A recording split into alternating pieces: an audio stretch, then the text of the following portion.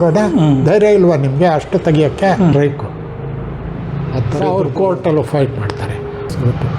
ಕಳ್ಳನ ಮಕ್ಕಳವರು ಬಟ್ ಯಾವುದೇ ಕಾನೂನನ್ನ ಅವ್ರು ಪಾಲಿಸೋದಿಲ್ಲ. ಮಾಡಿ ಮಿನಿಮಮ್ ವೇಜ್ ಮಿನಿಮಮ್ ಇಷ್ಟಿರಬೇಕು. ನ್ಯಾಷನಲ್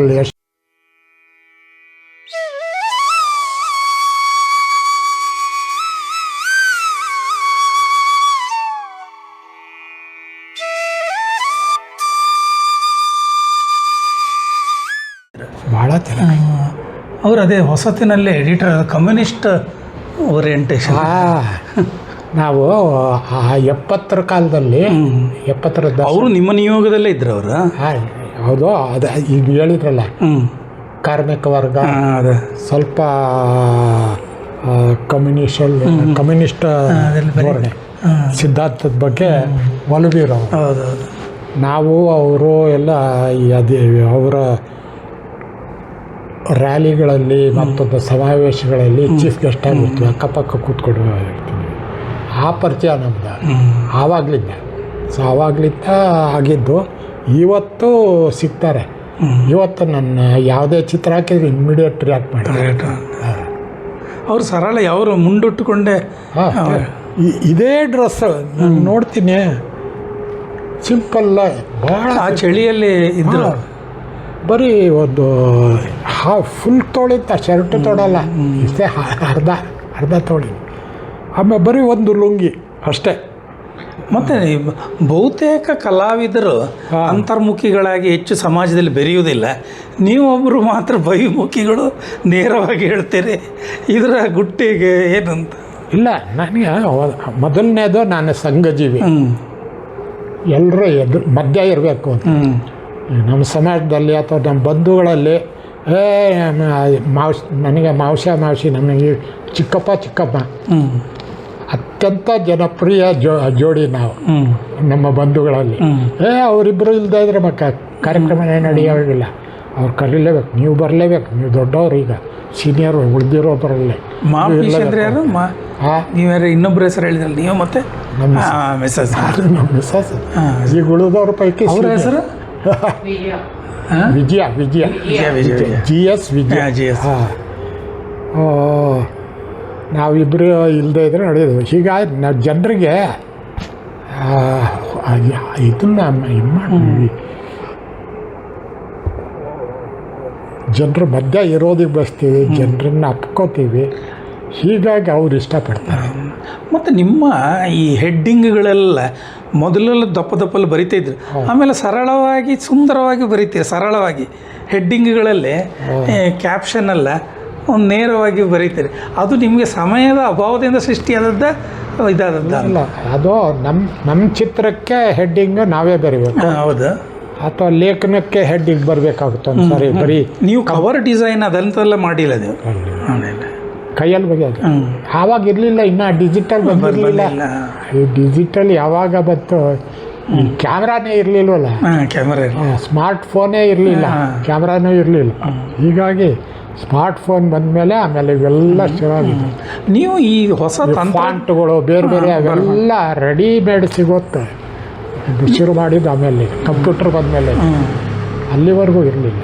ನೀವು ಅಲ್ಲಿಂದ ಜನಪ್ರಗತಿಯಿಂದ ಇಲ್ಲಿ ಬಂದಾಗ ಇಲ್ಲಿ ಆಫ್ಸೆಟ್ ಪ್ರಿಂಟ್ ಬಂತು ಅಂತ ಹೇಳಿದರೆ, ಆಗ ಹೊಸ ತಂತ್ರಜ್ಞಾನ ನೀವು ಕಲ್ತ್ರಿ ಅದಲ್ಲ, ಬಣ್ಣಗಳು. ಈಗ ಮೊದಲು ಚಿತ್ರ ಬರೆದು ಕೊಟ್ಬಿಟ್ರೆ ಸೀದಾ ಇದಕ್ಕೆ ಹೋಗೋದು, ಅವರು ಅದರ ಫೋಟೋ ತೆಗಿಯೋದು, ಆಮೇಲೆ ಬ್ಲಾಕ್ ಮಾಡೋದು. ಬ್ಲಾಕಿಗೆ ಒಂದು ಮೌಂಟ್ ಬರೋದು ಮೌಂಟ್ ಆಗಿ ಅಲ್ಲಿಗೆ ರೆಡಿ ಆಗೋದು.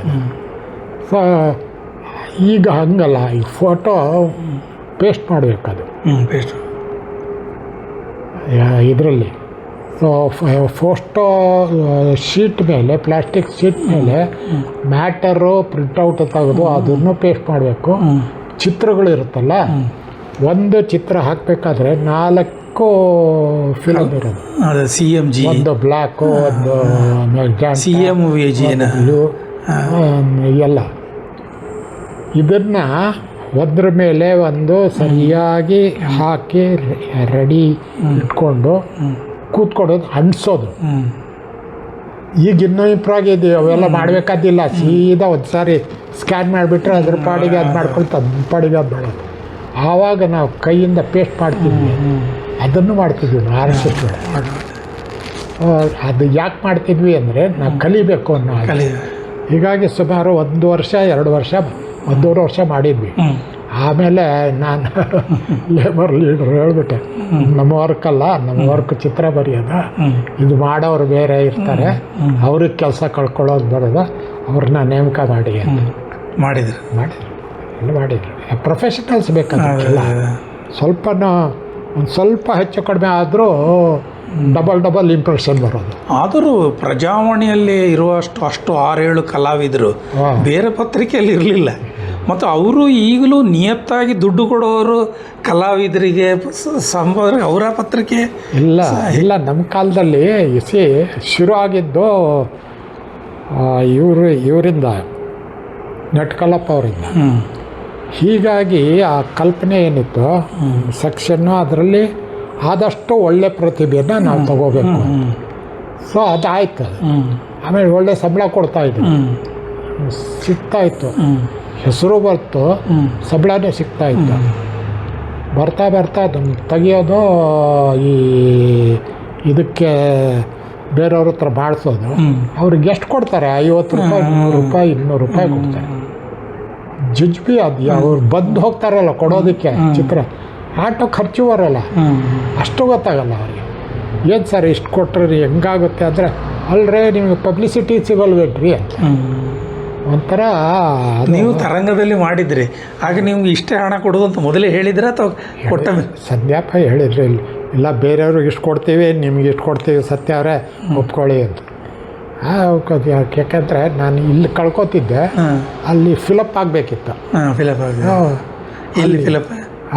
ಇಲ್ಲಿ ಫಿಲಪ್ ಆಗಬೇಕಿತ್ತಲ್ಲ ದುಡ್ಡು ನಿಮ್ಗೆ. ಪ್ರಜಾವಾಣಿಯಲ್ಲಿ ಕಳ್ಕೊತಿದ್ದೆ, ಅಲ್ಲಿ ಮಾಡ್ತೀವಿ. ಅಲ್ಲಿ ಪ್ರಜಾವಾಣಿಯಲ್ಲಿ ಇರುವಾಗಲೇ ಅಲ್ಲಿ ಮಾಡ್ತಿದ್ರ ನೀವು? ಕೆಲವೊಮ್ಮೆ ಹೆಸರು ಚೇಂಜ್ ಮಾಡಬೇಕು. ಏನು ಹೆಸರು ಬಿಡ್ತಿದ್ರಿ? ಗುಜ್ಜರ್ ನಂದಿತ್ತಲ್ಲ ಮನೆತನದ ಹೆಸರು ಗುಜ್ಜರ್, ಅದನ್ನು ಹಾಕ್ತಿದ್ದೆ. ಆ ಮಾವಿನಕೆರೆ ರಂಗನಾಥ್ ಗಡ್ಬೀಳವನು, ಸತ್ಯ ನಿಮ್ಮದೇ ಬೇಕು ನನಗೆ ಅಂತ. ಆಗ ಪ್ರಜಾವಾಣಿಯಲ್ಲಿ ನೋಡಿರಲಿಲ್ಲ ನಿಮ್ಮ ಅಲ್ಲಿ ಪ್ರಿಂಟ್ ಆಗ್ತಾ ಇರೋದು? ಆಗ್ತಿದ್ರು, ಕಣ್ಣು ಕ್ವಶನ್ ಮಾಡ್ತಿಲ್ಲ. ನನಗೆ ಇವ್ರಿಗೆ ಹೇಳ್ತಿದ್ದೆ, ಹರಿಕುಮಾರ್ಗೆ ಹೇಳ್ತಿದ್ದೆ, ನೀವು ಅವೆಲ್ಲ ಮಾತಾಡಬೇಡ್ರಿ, ನಾನು ತಪ್ಪು ಮಾಡ್ತಿದ್ದೀನಲ್ಲ, ಆಯ್ತಲ್ರಿ ತೆಗ್ದಾಕ್ರಿ, ದಮ್ಮಿದೆಯಾ ನನಗೆ, ಟರ್ಮಿನೇಟ್ ಮಾಡಿರಿ, ದಮ್ಮಿದ್ರೆ ಮಾಡ್ತೀರಿ. ಇದೇ ಬೆಸ್ಸಿಂಗ್ ಅವತ್ತೇ ಹೇಳಿದೆ, ಇಷ್ಟಿದೆಯಲ್ಲ ನೀವು ಎಡಿಟರ್ ತಾನೆ, ಕಿತ್ತಾಕ್ರಿ, ನಾನು ನೋಡೋಣ, ಧೈರ್ಯ ಇಲ್ವಾ ನಿಮಗೆ ಅಷ್ಟು ತೆಗಿಯೋಕ್ಕೆ? ತೆಗೀರಿ. ಅಣ್ಣ ನಿಮ್ಮ ಸಾವಾಸ ಸಾಕಪ್ಪ. ಅವರಿಗೆ ಒಂದು ಇದರಲ್ಲಿ ಹೆಂಗಿತ್ತಿದ್ದೆ ಅದಕ್ಕೆ, ಕಾರ್ಮಿಕ ನಾಯಕ ಆಗಿ ನನ್ನ ಸಿದ್ಧಾಂತ, ನಮ್ಮ ಹೋರಾಟ, ನಮ್ಮ ಬೇಡಿಕೆ, ಅದಕ್ಕೆ ಬದ್ಧತೆ. ಆ ಮಾತುಕತೆ ಬಂದಾಗ ನೀವು ಯಾರೋ ಎಂಥದೋ ಕೇರ್ ಮಾಡ್ತಿದ್ದೆ. ಹರಿಕುಮಾರ್ ಇರಲಿ, ತಿಲಕ್ ಕುಮಾರ್ ಇರಲಿ, ಲಾಜಿಲ್ಲದೆ ಜಾಡಿಸ್ತಿದ್ದೆ, ಆರ್ಗ್ಯೂ ಮಾಡ್ತಿದ್ದೆ. ಮತ್ತು ಲಾಜಿಕ್ ಇರೋದು ನಮ್ಮ ಮಾತಲ್ಲಿ, ಅದಿಲ್ಲಿ ತರ್ಕ ಇಲ್ಲದೆ ಮಾತೇ ಆಡ್ತಿರ್ಲಿಲ್ಲ. ಅದಕ್ಕೆ ಅವ್ರು ಒಪ್ಕೊತಿದ್ರು. ಅದೇ ಹೊರಗೆ ಬಂದಮೇಲೆ ಜೊತೆ ಕಾಫಿ ಕುಡಿತಿದ್ವಿ. ಇವರು HR ಚೀಫ್ ಇರ್ತಿದ್ರಲ್ಲ, ಸೊ ಅವರು ತಾಳಿತಾಯ ಅಂತ ಒಬ್ರು ಟೈಮ್ ಇದ್ರು, ತಾಳಿತಾಯ ಅವರು ಭಾಳ ಕ್ಲೋಸು. ಅವ್ರು ಗಲಾಟೆ ಏನಾಯ್ತಲ್ಲ ಒಂದ್ಸತಿ, ಹಾಗೇನೋ ನಿಮ್ಮ ಪ್ರಸಿದ್ಧ ಏನೋ ಸ್ಟ್ರೈಕ್ ನಡೀತು ಅನ್ಸ. ಹೌದು, 52 ದಿವಸ ಸ್ಟ್ರೈಕ್ ನಡೀತು. ಅದಾದಮೇಲೆ ನಾನು BL ಇಂದ ಏನೋ ಬಂದಿದ್ರು ಅವರು. BL ಆಗ YNK ಎಲ್ಲ ಇದ್ರಲ್ಲಿ. ಹೌದು, ಅದನ್ನೇ ಆ ಜನನೇ ಹೇಳ್ತಾಯಿದ್ರು, ಸತ್ಯ ನೀವು ಕಾರ್ಮಿಕ ನಾಯಕ ಆಗೋದಕ್ಕೂ ಲಾಯಕ್ಕಿಲ್ಲ ಅಂತಿದ್ರು. ಯಾಕ್ರಿ ಅಂದರೆ ನೀವು ಸುಳ್ಳು ಹೇಳೋಕ್ಕೆ ಬರೋದಿಲ್ಲ, ಇರೋದನ್ನೇ. ಅವತ್ತು ರಾತ್ರಿ CM ಆಫೀಸಿಂದ ಪೊಲೀಸ್ ಕಮಿಷನರ್ ನಮ್ಮನೆ ಕಳಿಸಿದ್ರು ಇಲ್ಲಿಗೆ. ಇಲ್ಲೇ ಬಂದಿದ್ದು ಜೀಪ್ ಹೊತ್ತು. ಜೀಪ್ ಹೊರಗೆ ನಿಲ್ಲುತ್ತೆ, ಅಲ್ಲೊಬ್ಬ ಜರ್ನಲಿಸ್ಟ್ ಇದ್ದಾನೆ, ಇಲ್ಲೊಬ್ಬ ಜರ್ನಲಿಸ್ಟನ್ನು ಇಲ್ಲಿ ಸುತ್ತಮುತ್ತ 4-5 ಮನೆಗಳಿವೆ. ಗೊತ್ತಾಗೇ ಆಗುತ್ತೆ. ನಮ್ಮ ಸ್ಟ್ರೈಕ್ ನಡೀತಾ ಇದೆ ಪ್ರಜಾವಾಣಿದ 50 ದಿವಸದ. ಕಳಿಸಿದ್ದು ಯಾರು ಅಂದರೆ ಇವನು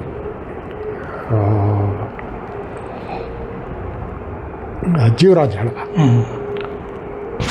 ಬೆಳಗ್ಗೆ 6 ಗಂಟೆಗೆ ಬರಬೇಕಂತೆ, ಸಾಹೇಬ್ರು ಹೇಳಿದ್ದಾರೆ, ಗಾಡಿ ಕಳಿಸ್ತೀವಿ ಕರ್ಕೊಂಡು ಬನ್ನಿ ಬೇರೆ. ನೀವು ಹೋಗಿ ನನ್ನ ಪಾಡಿಗೆ ನಾನು ಸ್ಕೂಟ್ರಲ್ಲಿ ಬರ್ತೀನಿ, ಈಗ ಬರೋಲ್ಲ, ಬೆಳಗ್ಗೆನೇ ಬರ್ತೀನಿ. ಬೆಳಗ್ಗೆ ಹೋಗಿ ಮಾತಾಡಿದರೆ, ಸತ್ಯ ಸ್ವಲ್ಪ ಒಂದು ಉಪಕಾರ ಆಗಬೇಕು. ಏನು ನಿಮ್ಮದು ಸ್ಟ್ರೈಕ್ ನಡೀತಿದೆಯಲ್ಲ, ಈಗ ನಮ್ಮ ಸೆಷನ್ ಶುರು ಆಗುತ್ತೆ, ಇನ್ನೊಂದು 3-4 ದಿವಸ ಎಕ್ಸ್ಟೆಂಡ್ ಮಾಡಿ ಸ್ಟ್ರೈಕು. ದರಿದ್ರದವರು ಡೆಕ್ಕನ್ನು ಪ್ರಜಾವಾಣಿಯವರು ಈ ಬಜೆಟ್ ನಮ್ಮ ಸೆಷನ್ ಶುರು ಆದಾಗ ಅದ್ರ ಮೇಲೆ ಸಿಕ್ಕಾಬಟ್ಟೆ ನೆಗೆಟಿವ್ ಕಾಮೆಂಟ್ ಬರೀತಾರೆ. ಅದನ್ನು ಅವಾಯ್ಡ್ ಮಾಡಿಬಿಡಿ, ನಮಗೆ ಇನ್ನೊಂದು 4-5 ದಿವಸ ಎಕ್ಸ್ಟೆಂಡ್ ಮಾಡಿ ಅಂದರೆ. ನಮ್ಮ ಕಮಿಟಿ ಇದೆ, ನಮ್ಗೆ ಇದಿದೆ, ಅದು ಅಲ್ಲಿ ತೀರ್ಮಾನ ತಗೊಳ್ತೀವಿ. ನಿಮಗೆ ಬೇಕು ಅಂತ ನಾವು ತೀರ್ಮಾನ ತಗೊಳ್ಳಲ್ಲ, ನಾಳೆ ಮೀಟಿಂಗ್ ಇದೆ ನಾವು ತಗೋತೀವಿ. ನೆಕ್ಸ್ಟ್ ಡೇ ಮೀಟಿಂಗ್ ಇದೆ. ನಾವು ಮಾಡಬೇಕಾದ್ರೆ ಪ್ರತಿ ದಿವಸ ಬೆಳಗ್ಗೆ ಲೇಬರ್ ಕಮಿಷನರ್ ಆಫೀಸಲ್ಲಿ ಮೀಟಿಂಗು 12 ಗಂಟೆಗೆ. ಬೆಳಗ್ಗೆ ನಾವು ಸೇರ್ತಿದ್ವಿ, ಸೇರ್ಕೊಂಡು ಅಲ್ಲಿ ಹೋಗ್ತಿದ್ವಿ, ಅಲ್ಲಿ ಮೀಟಿಂಗ್ ಮಾಡಿ ಬರ್ತಿದ್ವಿ. ಅಲ್ಲೇನಾಯಿತು ಅಂತೇಳಿ ಇಲ್ಲಿ ಮತ್ತೆ 5 ಗಂಟೆಗೆ ಪ್ರಜಾವಾಣಿ ಎದುರಿಗೆ ಮೇಲಿತ್ತು, ಅಲ್ಲಿ ಮೀಟಿಂಗು ವರ್ಕರ್ಸ್ ಜೊತೆಗೆ. ಅಲ್ಲಿ ಲೇಬರ್ ಆಫೀಸಲ್ಲಿ ಏನಾಯಿತು ಅಂತ ಅಲ್ಲಿ ಹೇಳ್ತಿದ್ವಿ. ಏನು ಬೇಡಿಕೆ ಏನಿತ್ತು ನಿಮ್ಮದು? ಆ ಬೇಡಿಕೆ ನಮ್ಮಲ್ಲಿ ಮರ್ತಿದ್ದೇನೆ, ಬಟ್ ಮೂಲ ಏನು ಅಂದರೆ, ನಮ್ಮ ಕೆಲಸದ ಹುದ್ದೆಯ ಹೆಸರೇನಿದೆ ಅದನ್ನು ಮೀರಿ ಬೇರೆ ಕೆಲಸ ಮಾಡಿಸ್ಕೋತೀರಿ, ನಾವು ಮಾಡೋದಿಲ್ಲ, ಆ ಕೆಲಸ ನಮ್ಮದಲ್ಲ. ನಿಮಗೆ ಲೇಬರ್ ಕಾನೂನುಗಳಲ್ಲಿ ಹೇಗೆ ಪರಿಚಯ ಆಯ್ತು? ಲೇಬರ್ ಕಾನೂನು ಪರಿಚಯ ಆದರೆ ಇದು ಓಡಾಟ ಮಾಡ್ತಾ ಅವ್ರು ಯಾರೋ ಇವ್ರು ಯಾರು ಮತ್ತೊಂದೇನು. ನಮಗೆ ಜರ್ನಲಿಸ್ಟ್ ಆ್ಯಕ್ಟ್ ಅಂದಿದೆ. ಆ ಜರ್ನಲಿಸ್ಟ್ ಆ್ಯಕ್ಟಲ್ಲಿ ಪತ್ರಕರ್ತ ಅಂದರೆ ಯಾರು ಅಂತ ಡಿಫೈನ್ ಮಾಡಿ, ಇವರು editor, top master, senior editor, chief editor, ಆಮೇಲೆ ಅಸಿಸ್ಟೆಂಟ್ ಎಡಿಟ್ರು, ಆಮೇಲೆ ನ್ಯೂಸ್ ಎಡಿಟ್ರು, ಇವೆಲ್ಲ ಬರ್ತವೆ. ಚೀಫ್ ರಿಪೋರ್ಟ್ರು, ಚೀಫ್ ಸಬ್ ರಿಪೋರ್ಟ್ರು, ಆಮೇಲೆ desk journalist, proof reader, artist. ಅವ್ರ ಅವ್ರ ಇದು ಕೆಲಸ ಏನು ಮತ್ತು ಅವ್ರಿಗೆ ಡಿಫೈನ್ ಆಗಿಬಿಟ್ಟಿದೆ. ಆ ಕಾನೂನು ಪ್ರಕಾರ ನನ್ನ ಕೆಲಸ ಕಾರ್ಟೂನಿಸ್ಟ್ ಮಾಡೋಗಿಲ್ಲ, ಕಾರ್ಟೂನಿಸ್ಟನ್ನು ನಾನು ಮಾಡೋಗಿಲ್ಲ, ಫೋಟೋಗ್ರಾಫರ್ ಕೆಲಸ ನಾನು ಮಾಡೋಗಿಲ್ಲ, ಅವನ್ನೇ ಮಾಡಬೇಕು. ಸೊ ಇದು ನಿಯಮ. ಆಮೇಲೆ ಬೇರೆಯವ್ರ ಕೆಲಸ ನಾನು ಮಾಡ್ತೀನಿ ಅಂತ ಬೇರೆಯವ್ರ ಕಿತ್ತಕ್ಕಾಗಲ್ಲ. ಸೊ ಇವೆಲ್ಲ ಇವೆ. ಸೊ ಅದ್ರ ಬಗ್ಗೆ ಅದ್ರ ನಿಯತ್ತಾಗಿ ಇದ್ದವರು ಅಲ್ಲಿ ಸಂಯುಕ್ತ ಕರ್ನಾಟಕದಲ್ಲಿ ಅವ್ರು ಯಾರು ಶ್ಯಾಮರಾವ್ ಅವ್ರು ಕಿತ್ತು ಹಾಕ್ತಾ ಇದ್ರು. ಅಲ್ಲಿ ಕಾನೂನೇ ಇರಲಿಲ್ಲ. ಅಲ್ಲಿ ಅದೇ ನೋಡಿ ಭಾಳ ಅಲ್ಲ, ಇಲ್ಲಿ ನಿಯತ್ತಾಗಿ ಇವ್ರು ಮಾಡ್ತಾ ಇದ್ರು. ಕೇಳಿ ಎಲ್ಲ ಇವನು NV ಜೋಶಿ ಸೀನಿಯರ್ ಎಡಿಟರ್ ಆಗಿದ್ದ. ಇವರು ಎಡಿಟರ್ ಇದ್ದವರು ಅಡ್ಮಿನಿಸ್ಟ್ರೇಷನ್ ಹೆಡ್ ಆಗಿಬಿಟ್ರು, ಚೀಫ್ ಟ್ರಸ್ಟಿ ಆಗಿಬಿಟ್ರು. ಆಮೇಲೆ ಅಲ್ಲಿನ ಬೇರೆ ಜರ್ನಲಿಸ್ಟೆಲ್ಲ ಸೀನಿಯರ್ಸ್ ಇದ್ರಲ್ಲ, ಅವ್ರಿಗೆಲ್ಲ ಒಳಗಿದ್ದವನು ಶ್ಯಾಮರಾವ್, ಇವ್ರದ್ದು ಹುಡುಕೆಲ್ಲ ಗೊತ್ತು, ಕಂಟ್ರೋಲ್ ಮಾಡಿಬಿಟ್ಟೆ, ಎಲ್ಲ ಕಂಟ್ರೋಲ್ ಮಾಡಿಬಿಟ್ಟೆ.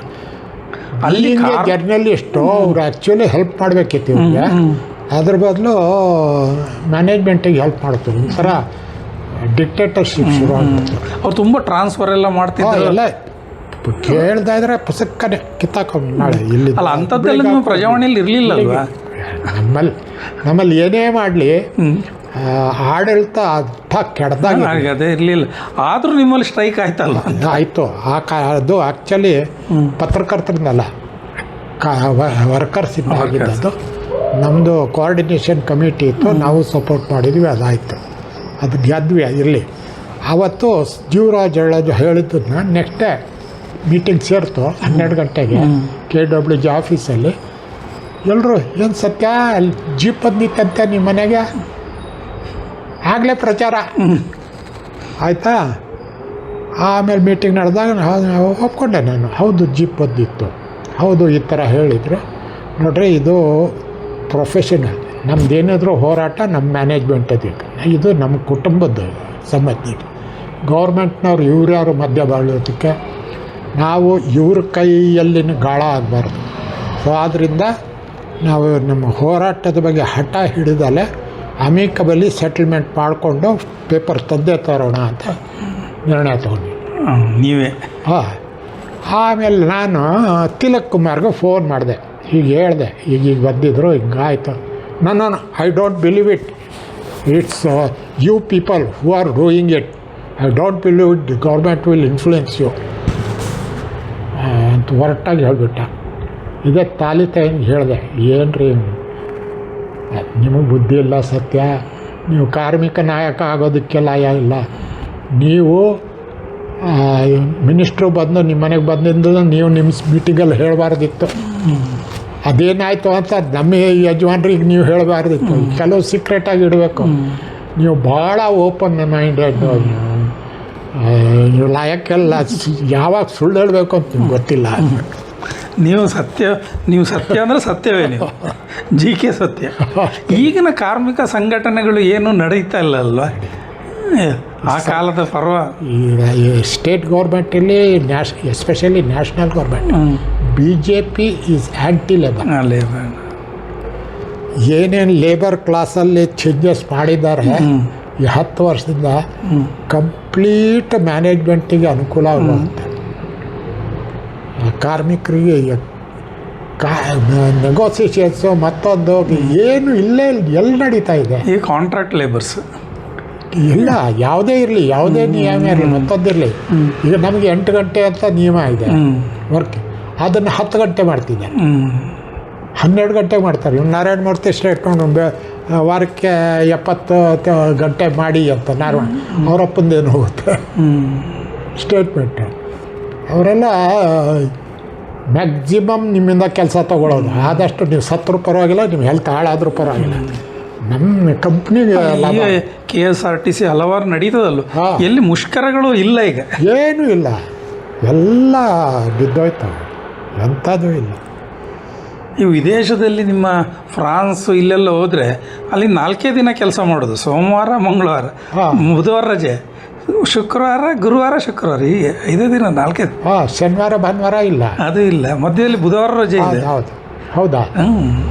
ಕೆಲವು ಕಡೆ ಅಲ್ಲಿ ಕೆಲವು ಇದೆ ಅಲ್ಲೆಲ್ಲ.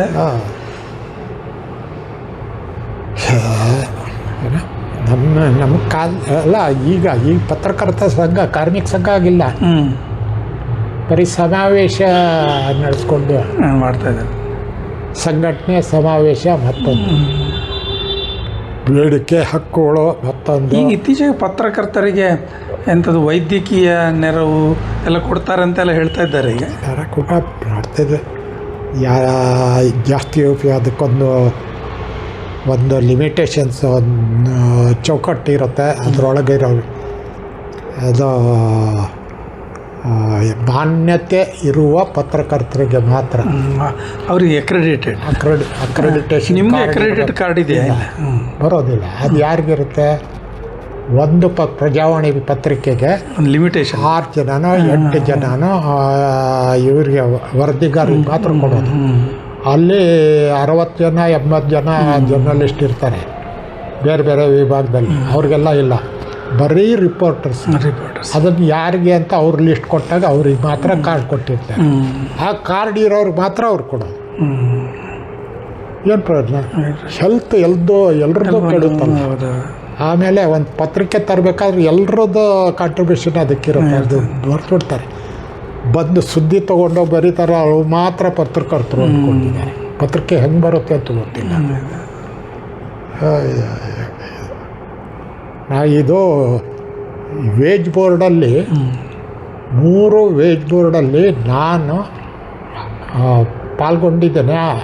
ಇದು ಆರ್ಗ್ಯೂ ಮಾಡಿದ್ದೀನಿ, ಮೆಮೊರಾಂಡಮ್ ಸಬ್ಮಿಟ್ ಮಾಡಿ ನ್ಯಾಷನಲ್ ಲೆವೆಲ್ ಫೆಡರೇಷನ್ ಇದು ವೇಜ್ ಬೋರ್ಡ್ ಮೀಟಿಂಗಲ್ಲಿ Karnataka state journalist, non journalist workers represent ಮಾಡಿ ಆರ್ಗ್ಯೂ ಮಾಡಿದ್ದೇನೆ. ನೀವು ಅಲ್ಲೆಲ್ಲ ಯಾವ ಭಾಷೆಯಲ್ಲಿ ಮಾತಾಡ್ತೀವಿ? ನೀವು ಕನ್ನಡ, ಇಂಗ್ಲೀಷು, ಮತ್ತು ನೀವು ನೀವು ಇಂಗ್ಲೀಷಲ್ಲಿ ಒಳ್ಳೆ ಮಾರ್ಕ್ಸ್ ಸಿಕ್ಕಿತ್ತು. ಇಂಗ್ಲೀಷಲ್ಲೇ ಹಿಂದಿಯೂ ಗೊತ್ತಿದೆ. ಹಿಂದಿ ಬರುತ್ತೆ ಸರ್, ಫ್ಲೂಯೆನ್ಸಿ ಇಲ್ಲ, ಬಟ್ ಹಿಂದಿ ಬರುತ್ತೆ. ಆಮೇಲೆ ಮೊದಲನೇ ವೇಜ್ ಬೋರ್ಡಲ್ಲಿ ಜಸ್ಟಿಸ್ ರಾಜ್ಕುಮಾರ್ ಸಿಂಗ್ ಅಂತ ಅವರು ಅಧ್ಯಕ್ಷ ಆಗಿದ್ರು. ಅವರು ಇದು ನಡಬೇಕಾದ್ರೆ ನಮ್ಮ ವಿಕ್ರಮ್ ರಾವ್ ನಮ್ಮ ಫೆಡ್ರೇಷನ್ ಅಧ್ಯಕ್ಷ. ಸೊ ಅವರು is one of the member ಇದರಲ್ಲಿ ಜರ್ನಲಿಸ್ಟ್ ಪರವಾಗ ಅವರು. ಸೊ ಅಲ್ಲಿ ಆರ್ಗ್ಯುಮೆಂಟ್ ಮಾಡಬೇಕಾದ್ರೆ ಒಂದೊಂದಾಗಿ ನಾವು ಬ್ರೀಫ್ ಮಾಡ್ಕೊಂಡು ಹೋದೆ. ಹೀಗೆ ಇಷ್ಟು ಅನ್ಯಾಯ ಆಗ್ತಿದೆ, ಇಲ್ಲ ಇಷ್ಟೆಲ್ಲ ಅನ್ಯಾಯ ಆಗ್ತಿದ್ರೆ ಸುಮ್ಮನೆ ಹಾಕಿರ್ತೀರಿ, ನೀವು ಯಾಕೆ ಸ್ಟ್ರೈಕ್ ಮಾಡಲ್ಲ ಅಂದರು ಜಸ್ಟಿಸ್. ನಾನು ಹಾಕ್ಬಿಟ್ಟೆ ಜೋರಾಗಿ. ಯಾಕೆ ಅಂದರು, ಏನು ಸರ್ ಹೀಗೆ ಹೇಳ್ತೀರಿ, ನಾವು ಸ್ಟ್ರೈಕ್ ಎಷ್ಟು ಎಂತ ಮಾಡಬೇಕು? ಮೊದಲನೇದು ನಮ್ಮ ನಿಯಮ ಇದೆ, ಸೆಂಟ್ರಲ್ ಗೌರ್ಮೆಂಟು ಆ್ಯಕ್ಟ್ ಇದೆ, 3 ವರ್ಷಕ್ಕೊಮ್ಮೆ ಪತ್ರಕರ್ತರ ಸಂಬಳ ಇದು ಹೆಚ್ಚಿಸಬೇಕು ಅಂತ. ಆ ಹೆಚ್ಚಿಸೋದಕ್ಕೆ ಏನು ಎಷ್ಟು ಅಂತ ಮಾಡೋದಕ್ಕೆ ಒಂದು ಇದು ಆಯೋಗ ನೇಮಕ ಆಗಬೇಕು, ಜರ್ನಲಿಸ್ಟ್ ವೇಜ್ ಕಮಿಷನ್ ನೇಮಕ ಆಗಬೇಕು. ಸೊ ಆ ನೇಮಕ ಆಗೋದಕ್ಕೆ ಇಷ್ಟು ವರ್ಷಕ್ಕೊಮ್ಮೆ ಅಂತ ಅದು ನಿಯಮ ಇದೆ. ಈ ಮೊದಲು ನೀವು ಮಾಡೋದಿಲ್ಲ. ಆ ನೇಮಕ 3 ವರ್ಷಕ್ಕೊಮ್ಮೆ ಆಗೋದೇ ಇಲ್ಲ. 5 ವರ್ಷ ಆದರೆ ಅವನು ಕೇಳೋದಿಲ್ಲ, 6 ವರ್ಷ ಆದರೆ ಇವನು ಕೇಳೋ. ಆಮೇಲೆ ನಾವು ಹೋರಾಟ ಮಾಡಬೇಕು, ಮೊದಲು ಜರ್ನಲಿಸ್ಟ್ ಕಮಿಷನ್ನ ನೇಮಕ ಮಾಡಿ ಅಂತೇಳಿ. ಅದಕ್ಕೆ ಹೋರಾಟ ಮಾಡೋಕ್ಕೆ ನಮ್ಗೆ 2 ವರ್ಷ ಹೋಗುತ್ತೆ. ಅದಾದಮೇಲೆ ನೀವು 3 ವರ್ಷ ಟೈಮ್ ತೊಗೋತೀರಿ, ನಮಗೆಲ್ಲ ಮಾಡಿಕೊಂಡು ಒಂದು ರಿಪೋರ್ಟ್ ಕೊಡ್ತೀರಿ. ಆ ರಿಪೋರ್ಟ್ ಕೊಟ್ಟಮೇಲೆ ಮ್ಯಾನೇಜ್ಮೆಂಟು ಕೋರ್ಟ್ಗೆ ಹೋಗ್ತಾರೆ, ಎಗನೆಸ್ಟ್ ಇದು ಅಂತ. ಸೊ ಅವ್ರು ಕೋರ್ಟಲ್ಲೂ ಫೈಟ್ ಮಾಡ್ತಾರೆ. ಅದನ್ನು ಜಾರಿಗೆ ತನ್ನಿ ಅಂತ ನಾವು ಚಳುವಳಿ ಮಾಡ್ತೀವಿ.